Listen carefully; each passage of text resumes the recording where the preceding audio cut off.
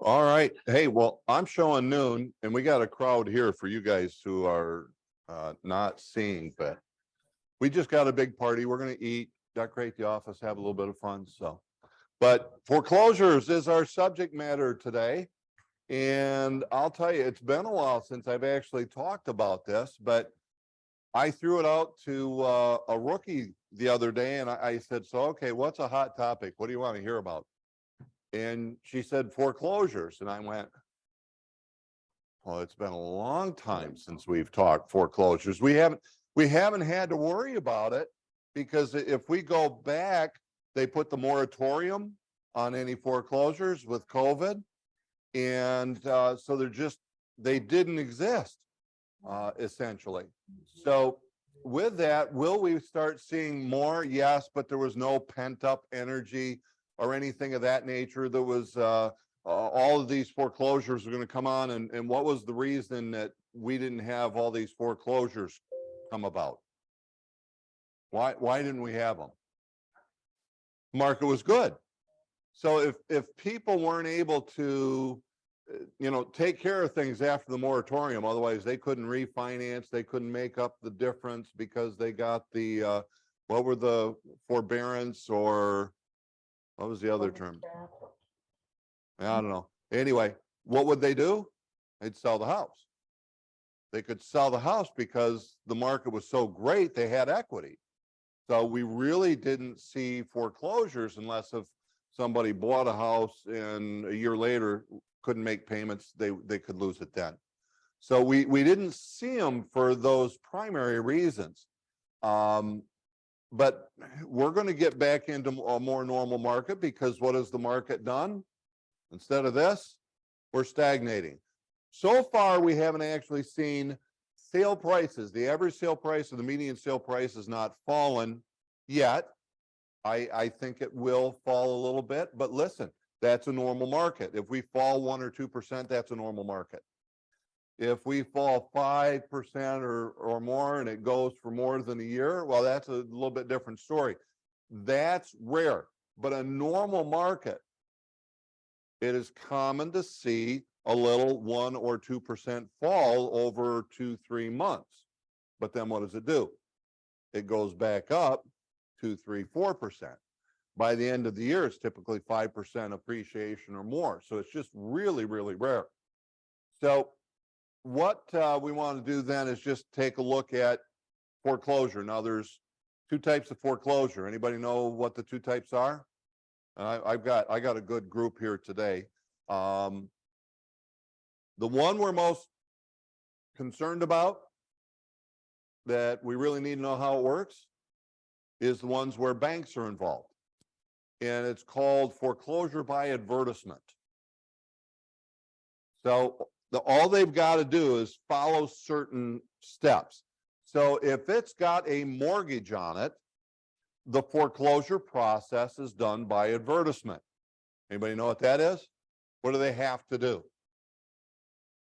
They have to advertise in the newspaper. Otherwise, they can tell everybody out there that, hey, we've got this mortgage on this property, therefore we have the right to foreclose because they haven't made payments. The other one is what would be referred to as a judicial foreclosure. What type of lending would that commonly be referred to?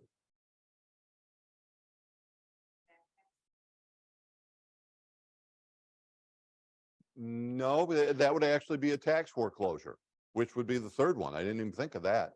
But yeah, if it was due to somebody not paying their taxes, that's an actual tax foreclosure. But the other one would be a judicial foreclosure. So if you're going back to your pre-license training days, then you remember judicial foreclosure. That's going to deal with a land contract. So take a look at it, and people say, well, should I do a land contract? Because a lot of people don't understand. Really, we're talking seller financing. And a land contract is one way of doer-seller financing. The other is what would be called as a purchase money mortgage. Well, It's a mortgage. And again, we're not going to go into the particulars of that, but the primary difference is how you're able to foreclose and who holds the deed. So as you keep track of that, we're going to be dealing today with the aspect of a typical foreclosure by advertisement. Okay, so here's what we know. We go to the bank and we say, hey, bank, I'd like to give you a mortgage, right? What does everybody say? I want to go get a mortgage.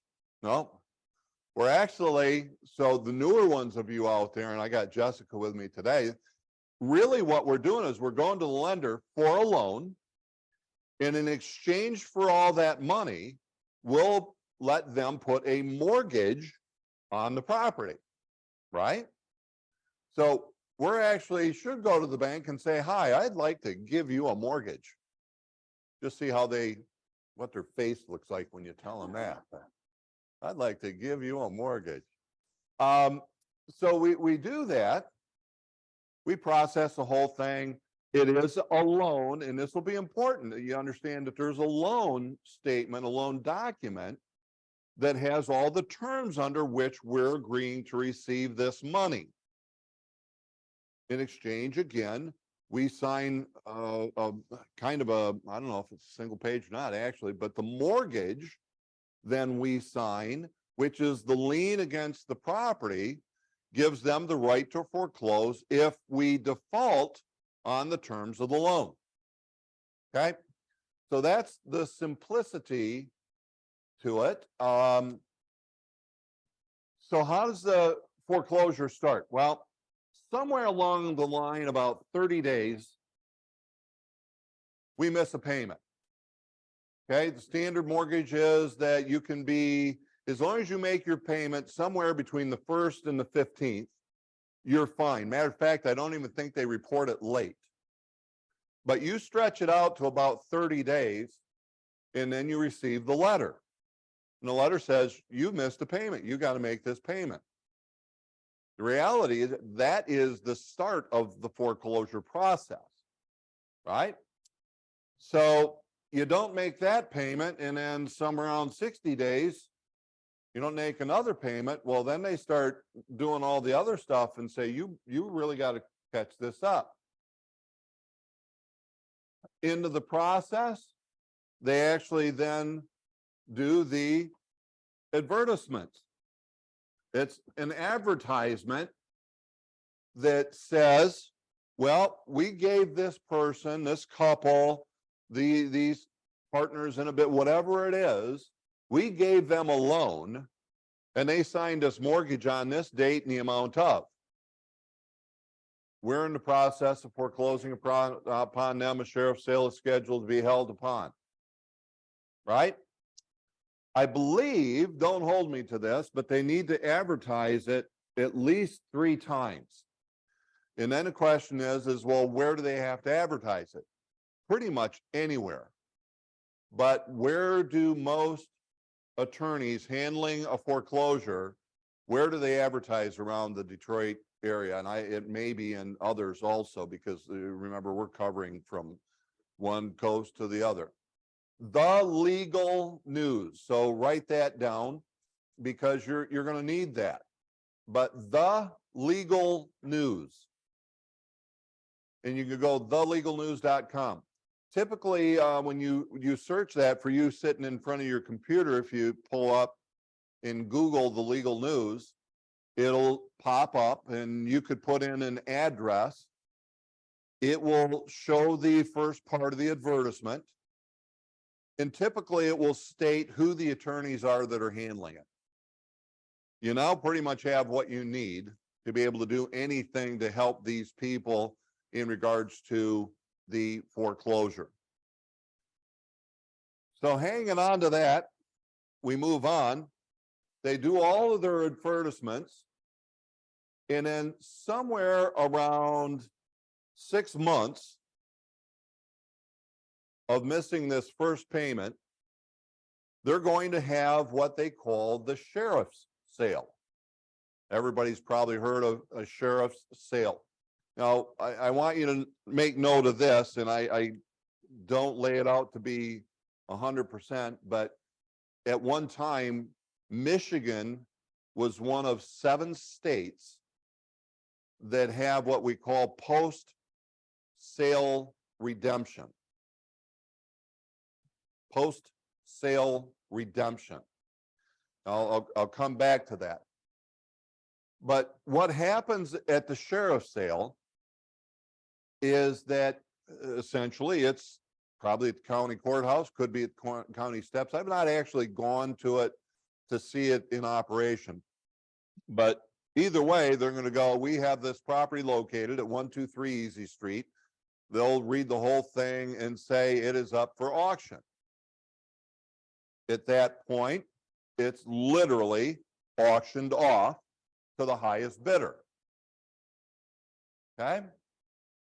So when we watch things like, oh, who's the couple on TV that Tarek and Christina, they go, hey, yay, we got a house.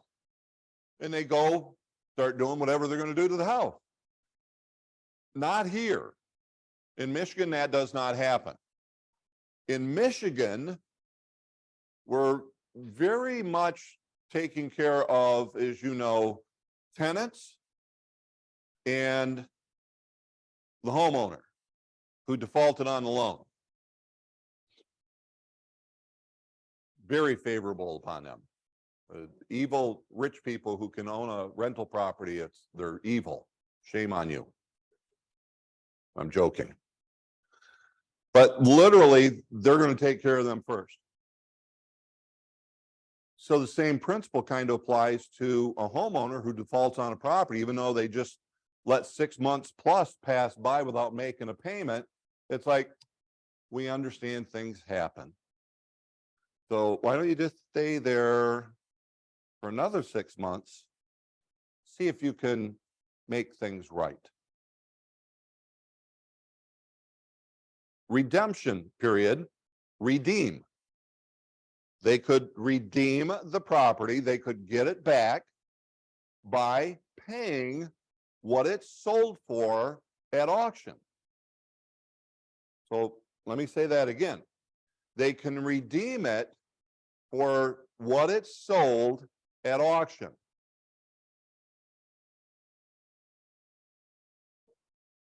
So how's that work?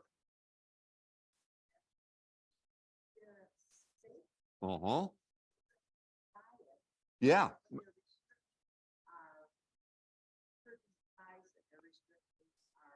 They're going to get a sheriff's deed. And the only thing is although they actually now own the property. However, they can't possess the property. So at the sheriff's sale, whoever buys it, whoever wins the auction, it's now their property, but they can do nothing with it.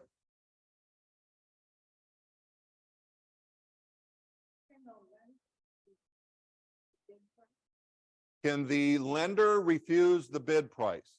No.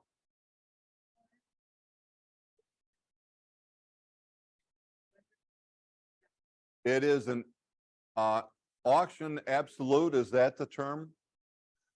So yeah. And by the way, so we throw out caution here at this point. I am not an attorney, and neither are you. So whenever we're talking to someone, we have to say, Mr. and Mrs. Seller, please understand I am not an attorney. I can only give you the knowledge and share, but I cannot give you advice as to how you should move forward with this. But I can educate them enough that they can decide what they need to do. But always throw out your precautionary, I am not an attorney.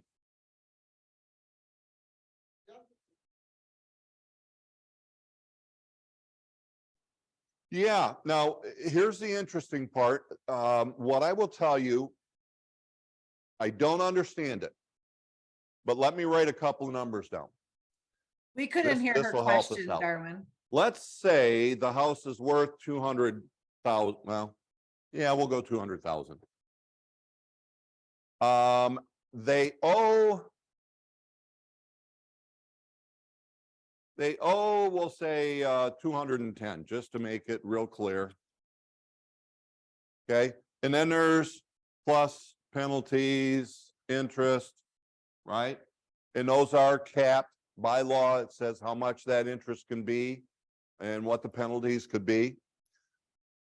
Obviously, they owe more than what it's worth. Most of the time, now this is my experience, most of the time, the bank is going to send a representative to represent their best interest, meaning they got their little paddle and for whatever reason, they win and pay more than what it's actually worth. Okay? They will typically pay what is owed. Okay? So that's why we don't really in the state of Michigan look at a whole lot when somebody says, hi, I'm looking for a foreclosure. Why? And I will tell you, you need to educate them with what we're doing today. So once this gets posted, please review it again so that you fully understand and teach somebody else, the general Joe out there, who doesn't understand foreclosures. Because they think if they buy a foreclosure by watching Tariq and, Christina out there in California, boy, you can make hundreds of thousands of dollars doing this. Well, they're not a post-sale redemption period. So we look for bank-owned properties, but the bank is going to try to recover as much of their loss as they can. So what do they sell it for? Market value. So bank-owned properties are not a deal.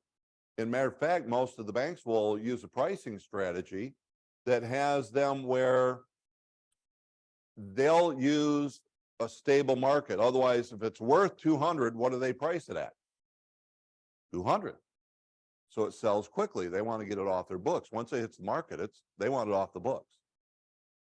So they're not necessarily a deal, but that's the referring it to a bank-owned property. Okay? Foreclosures, if you're going to be an investor and you want to look at foreclosures, well, you're talking about getting involved during that first 6 months before the sheriff's sale even happens. You're probably talking to the homeowner before it happens. You're going to the homeowner to find out the situation, see if you can buy it at a lower price. Maybe even do a rent back to them. You try to cut some deals so that you make money. But remember, for some reason, they haven't been able to make payments. You were going to ask, Barbara? Okay. So now the question is, and this is what we've kind of run into and why we haven't seen many, they owe 150,000. And now they can't make the payment on the loan anymore. So what do they do to avoid foreclosure? They just sell it because there's enough equity to be able to walk away and actually put a few dollars in their pocket. Okay?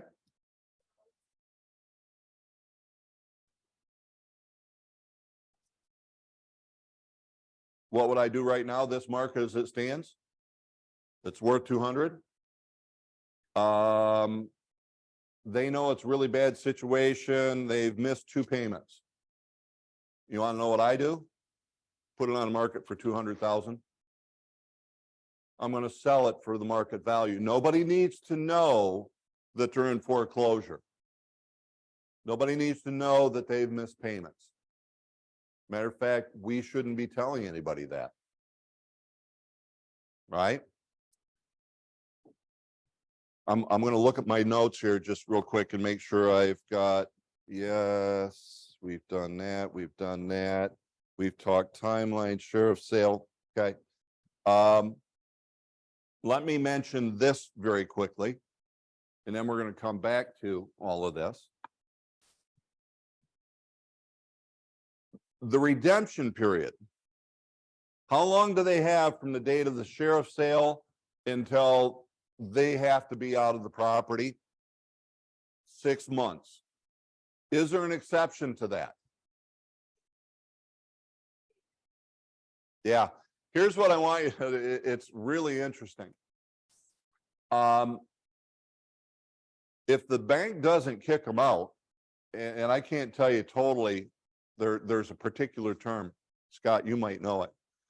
But up until the lender basically files the, I don't know if it's the sheriff's deed or I should say record it, the clock doesn't start ticking. So you have to know it is typically 6 months. But again, if the lender doesn't record the document, then the clock hasn't started ticking. Okay. Which, oh, by the way, can be hugely beneficial to the buyer until they want to turn around and buy again and they have to get a new loan. Because we'll call it 3 years for, without getting too technical. So 7 years for it to fall off and do a conventional loan. Two or somewhere in there. So lending, the financing is going to say, well, wait a minute, you got a foreclosure on your record. It was only X amount of years, and you go, and you go, oh no, wait a minute. No, that was 7 years ago. But it didn't because the clock didn't start ticking because they didn't record it. So yeah, hold on to that one, because I'll tell you, a lot of lenders won't put it through QC and you think you're just about ready to close on a deal, and then they do the final QC and surprise, that's when you find out that little detail. Okay. So typically it is 6 months. I don't know, I question myself, but I think it's if it's got 10 acres or more,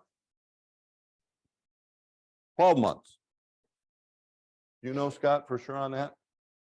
3 years for FHA. Okay, 3 years FHA on that. 7. Before those will fall off, foreclosure would fall off. If they've got 10 acres or more, I'm pretty certain that they'll get 12-month redemption period. Okay. So just hold those basic thoughts. Remember, we're not attorneys. Share those thoughts. How are we doing on time? Ooh. Let me hit you with this one. I will tell you, I believe about 99.5% of real estate agents do not know or have ever heard of this next term. So I'm going to have you guys raise your hands because I'm really curious. How many of you have ever heard of an underbid?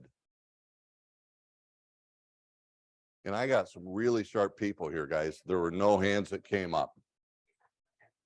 Yeah. All right. I got my mortgage person who understands and knows underbid. Let me share an underbid. Guys, you need to know this because you could hugely benefit a family in need, a human in need, by understanding this basic principle, because this happens. So we've got a house that's worth $200,000. They owe, we'll go big time just to be able to show, because if you go back to 06 through 10, this was more than realistic. Matter of fact, it could have been a lot worse. So they owe 250. It's worth 200. It's going to sheriff's sale, right? But for some reason, the lender doesn't send anybody there. So now there's private investors. And it sells for 100,000. So at the auction, sold for 100,000. Somebody get a deal?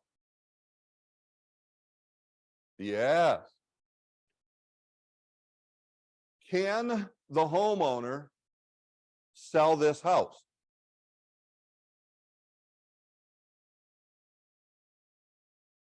You are going to be so glad you were here today. Yes. See, remember, we've got that 6-month redemption period. So they could actually, believe it or not, they could redeem the property, stay in the house, and all they'd have to do now is pay $100,000. And they could stay in the house. And it's worth 200. All they've got to do is find 100 grand. What's the likelihood of that happening? Slim to none, right? So what's the only way that they could redeem this property by doing what? List it. What are you going to list it for? 200,000. So now you've got to get a payoff. What's the payoff on this?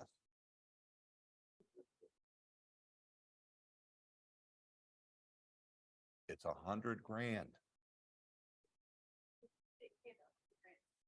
So the question comes up, well, who do they pay the 100 to? See, let me come back to that. When this sold at auction, that mortgage, the lien, is gone. That one. So this doesn't work if they had a second. You got to work a deal out with a second. If you heard the term short sale, you'd be working with the second in getting them some kind of money. But we're operating under the assumption there's no second. In which case, $250,000 mortgage lien, remember what we gave earlier, that's gone. Now there's this one that you owe to the private individual who bought the property. So this is John Q. Public, and you go to them and say, hey, we've sold this property, what's the payoff? Again, it's capped by state law, what the penalties and the interest that they can charge is. Guys, it's a simple, well, I shouldn't say simple, but getting a payoff from the lender, you're getting a payoff from this John Q. Public. He's the lender.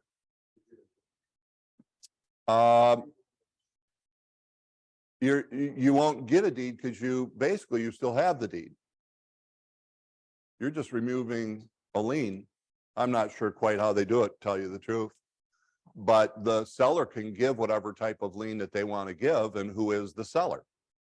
John Q. Public here that bought it at auction, or is it the seller, the homeowner, who is redeeming it? It's the homeowner. Literally, you treat this guy like he was the bank. It's a normal transaction. Okay? And by the way, how much does this homeowner who can't make payments, how much are they going to keep on this? They sold it for 200. They owed 100. What do they have? 10% in expenses? They can walk away with $90,000 in their pocket.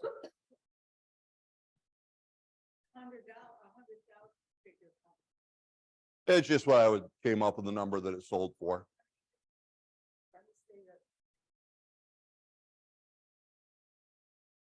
They might, but probably the lender is there with a representative.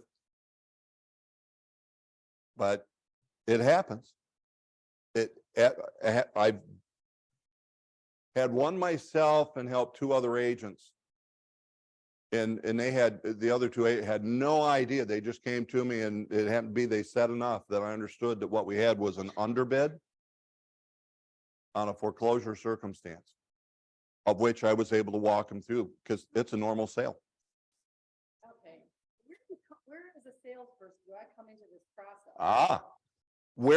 Great question. Where do we come into this process as a salesperson? You could come into it before it ever goes to the sheriff's sale, right? And I'm going to guide them. We're going to take a look. maybe we can't get the price. And then it goes to the sheriff's sale. You're probably gonna have to wait a week to 2 weeks before you can find out what it sold for. Can I just ask that Mhm. one second? Someone comes up to me and says, "Hey, Lynn, I haven't been able to pay on my house and I have to sell it." Yep, What's my responsibility then? Just sell it. Okay. I don't have to, okay. If it goes to sheriff's sale, your process is gonna change a little bit. Know this. I gotta say, we'll go to the sheriff's sale first. The sheriff's sale can be delayed. The lender, if you went to them and say, hey, I know you're scheduled to do the sale on December 5th. I have a purchase agreement on this. Here's all the stuff. Would you delay the sale? They could say yes, delay the sale, get it to close. You've avoided the sheriff's sale. Okay. I mean, their credit is already up a creek, but, better than actually having the full foreclosure with the sheriff on there. Let's say I can't get it sold. Now it goes into redemption period. The date of that redemption, once it's been recorded, it's done. There's no, it's done. Whoever bought it, it's now theirs on that day. So that cannot be moved. Redemption date cannot be moved. Where's our involvement? If we list the property, we cannot get it sold. Sheriff's sale happens. We still have the listing because what we know is we've got another 6 months to be able to redeem the property. So now I have to help the seller understand what their options are. And essentially it comes up to, did it sell for what you owed? Jump for joy and run. Okay, you get to live in the house for another 6 months and the debt is gone. But if it's sold for less and you have an underbid, can they make money by getting it sold? Would they be farther ahead having a free place to stay for 6 months? Or would they be farther ahead selling it and profiting from the underbid? Okay, so that would be the next part. Help them decide which way it is.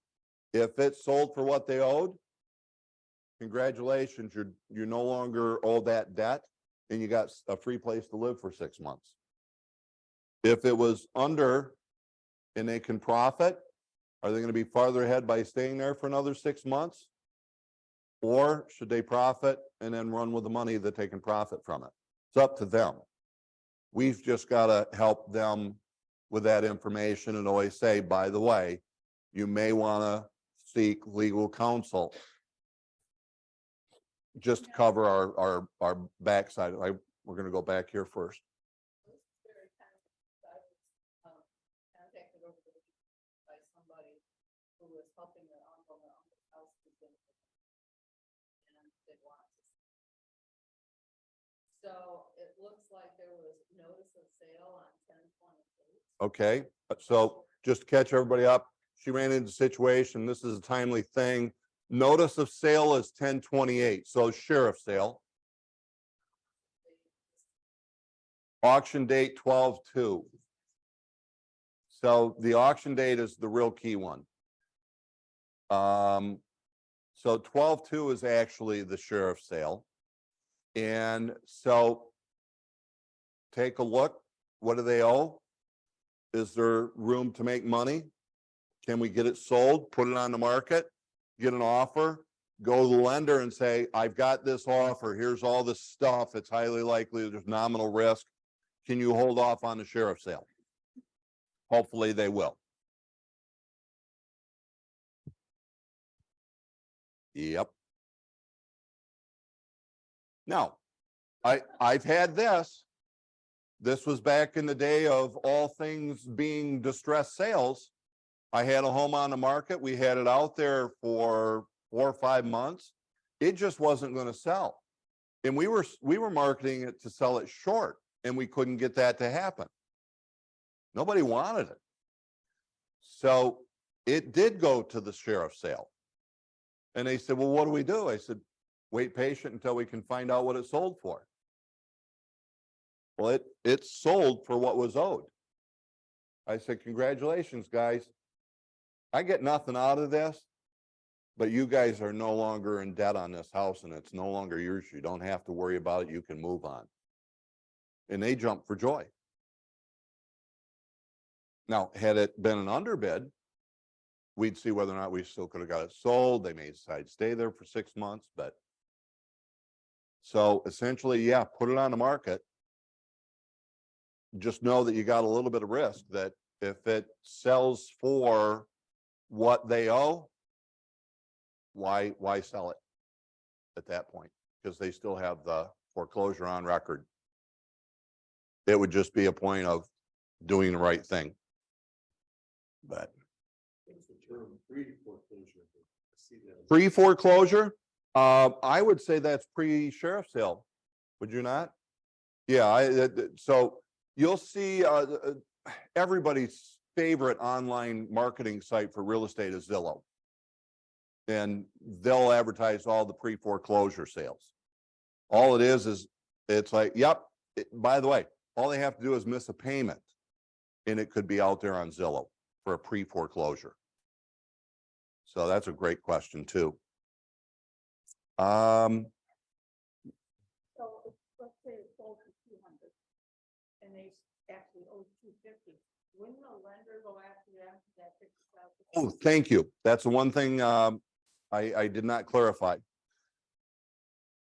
So on an underbid situation, I'll cover both. On an underbid situation, it did wipe off the mortgage so that you can sell the property.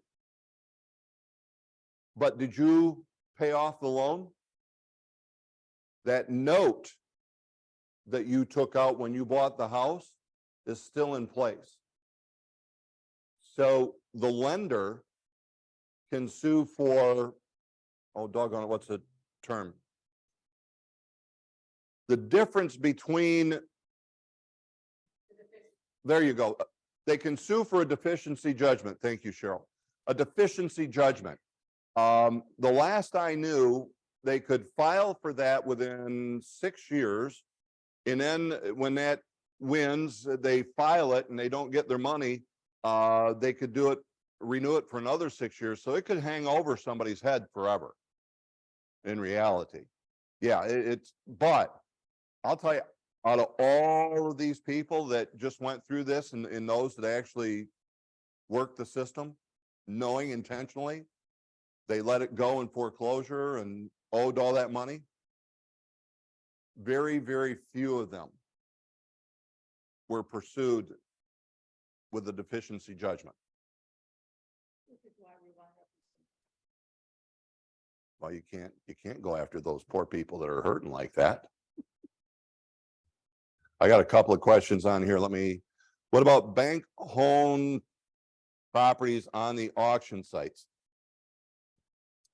They've got to do the same thing. So everybody knows, you've seen some of the bank owned properties, instead of them listing it for normal marketing process, they'll put them out there as an auction.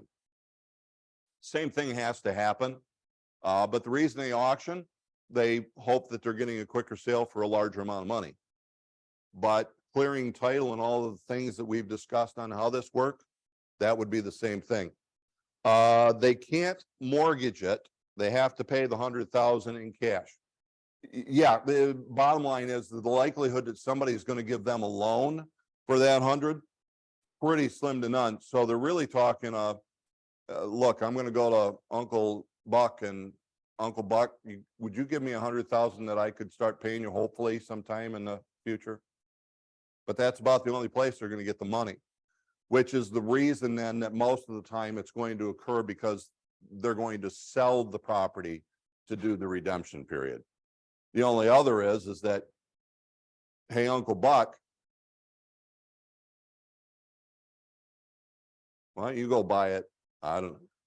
It's a lot of fun, but you have to deal with arm's length transactions and things of that nature. And what we know is We're always going to be 100% open, full disclosure on everything. Are there tax considerations for the homeowner if the house is sold at auction and debt is wiped out? So if it's sold for the full amount, that, probably not, David. Now, I'm not a CPA. They could 1099. The only reason I'm thinking in the circumstances that we're talking about, they didn't actually profit anything, but they'll probably still could be, should be 1099 either by the mortgage company or the title company. So I guess, yeah, actually it would be. I'm so glad you're here. Cheryl's got my back today. So good question with that. And I'm actually got to be over time. That was a really fast 17 minutes. I was nervous about this taking the full 30 minutes, and here we are at 40 minutes. Any other questions from this group? I don't see any others in the chat room. I have So one. guys, I will say there's another Hot Topic Tuesday in the books. Darwin, We have just a couple more that we'll figure out before the end of the year. But we will only have a couple. Know that coming up on the 7th, we have our December Lunch and Learn, and I will have a CPA who's going to help you in all the things that you need to know regarding taxes. And he is a real estate type CPA. He knows what it is that we do. So I'll officially end it. And then if anybody's got any questions, you got to hang out. You can bring yourself off mute and I'll answer those. But in the meantime, happy Thanksgiving, guys. We'll see you soon.